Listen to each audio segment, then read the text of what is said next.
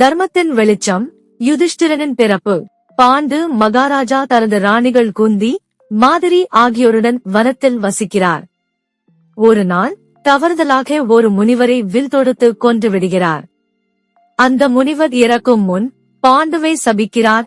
நீ குழந்தை பெறும் நேரத்தில் உயிரிழப்பாய். இந்த சாபம் பாண்டுவை மிகுந்த கவலையில் ஆழ்த்தியது.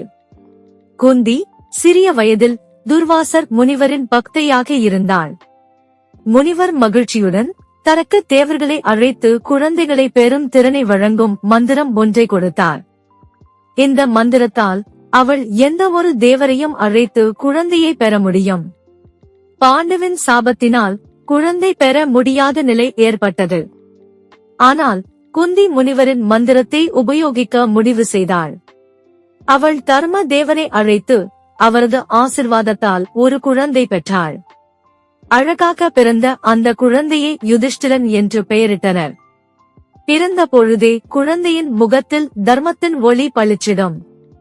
அவன் மிகுந்த நாணயத்தன்மை கொண்டவன், நீதியின் வழியில் நடப்பவன் என்ற செல்வாக்கு பெற்றான். யுதிஷ்டிரன் சிறிய வயதில் இருந்தே ஒழுக்கத்திலும் நீதியிலும் சிறந்தவன். அவன் எப்போதும் தர்மத்தின் வழியில் நடந்து கொண்டான்.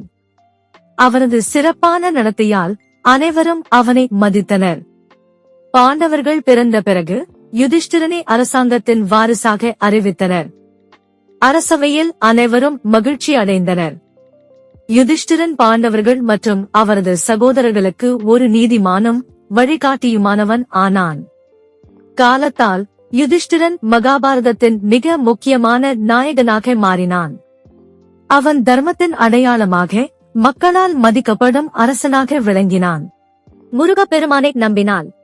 சேனலை லைக் செய்யவும், உங்கள் எண்ணங்களை கமெண்ட் செய்யவும், வீடியோவை பகிரவும் மற்றும் சேனலுக்கு குழு சேரவும்.